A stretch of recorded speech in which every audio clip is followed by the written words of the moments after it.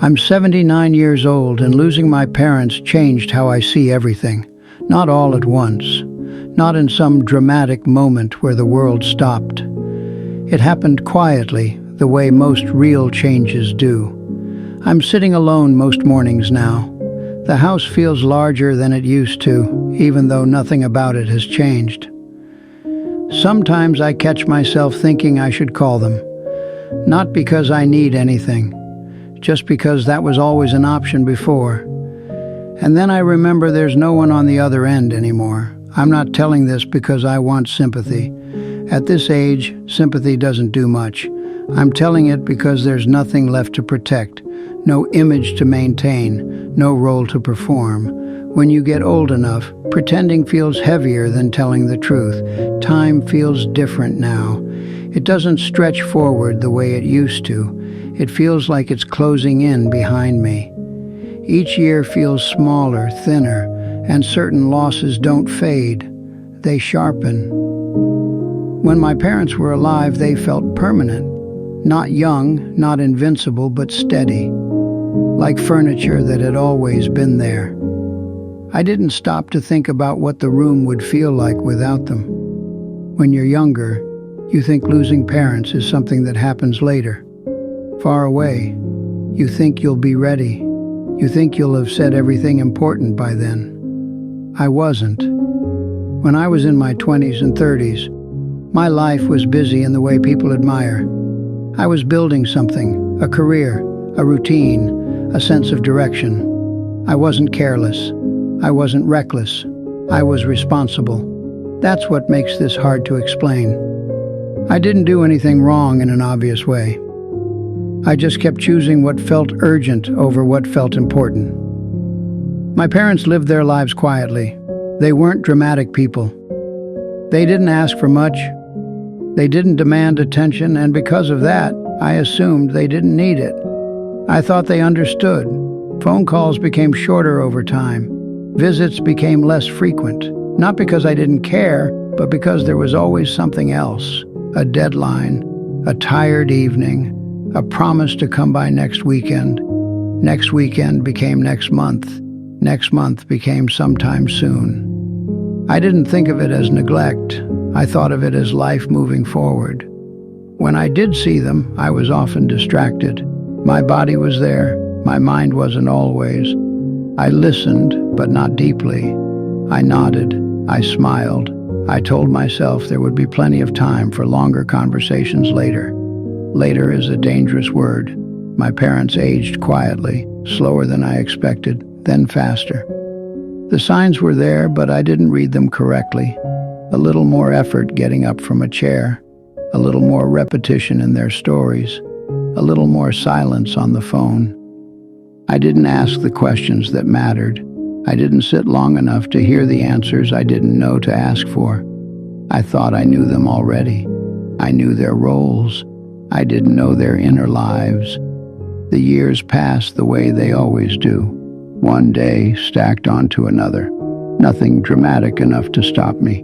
Nothing alarming enough to wake me up. And then my father got sick. Not suddenly. Not the kind of illness that shakes you. The kind that arrives slowly and stays.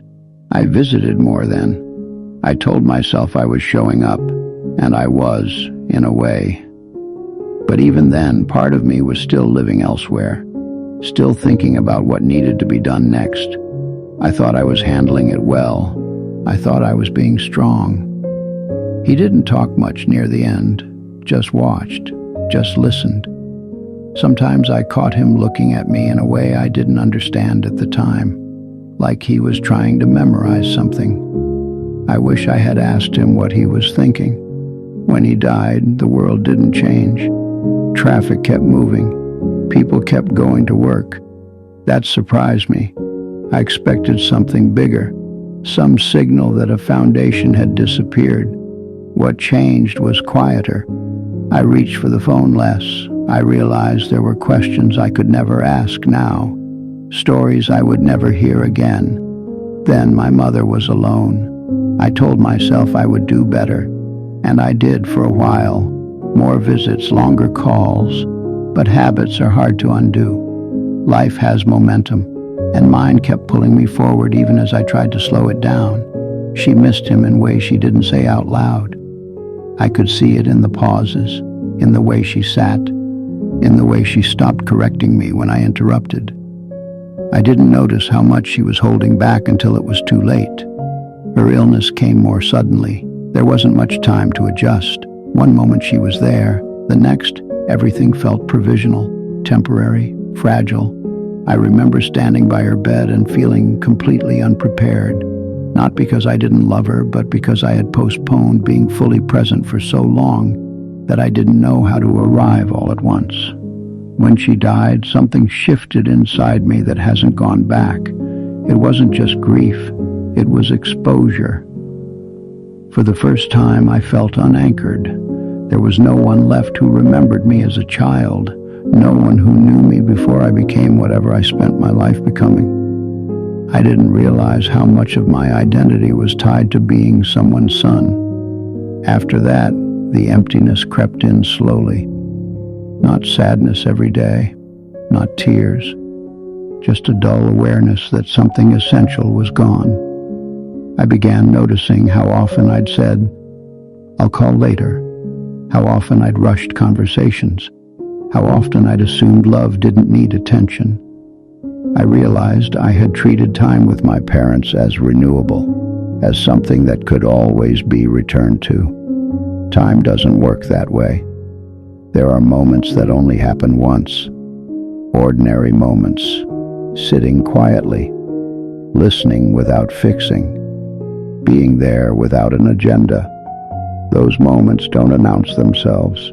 You don't know they're important until they're gone. I can't fix that now. I can't ask my father about his fears. I can't sit with my mother and let the silence stretch. I can't apologize for the way I half-listened. That's what hurts the most.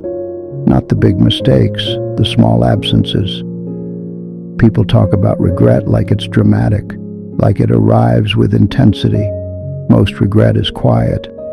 It shows up when you're alone, when there's no one left to make it right with. I live with that now. I also live with gratitude. That part is complicated.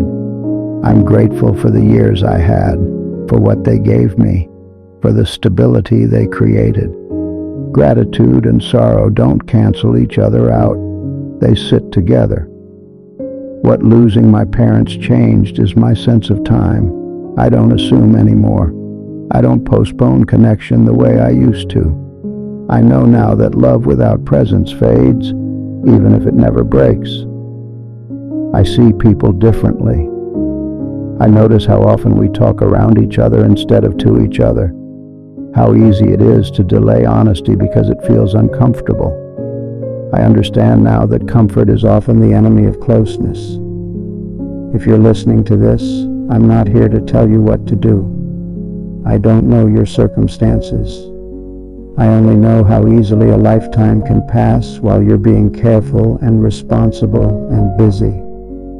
I wish I had understood that showing up isn't the same as being present, that love needs attention, not intention.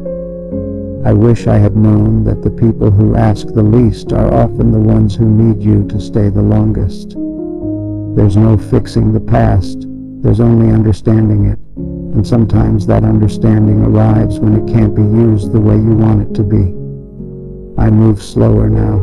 I listen more. I notice when I'm tempted to rush through a moment. That doesn't erase what I missed, but it changes how I carry it. If this meant something to you, you don't have to do anything dramatic. You don't have to make promises. Just notice where you're assuming there will be more time. Because one day without warning, there won't be. I'm 79 years old. Losing my parents changed how I see everything. And I live with that clarity now quietly for whatever time I have left.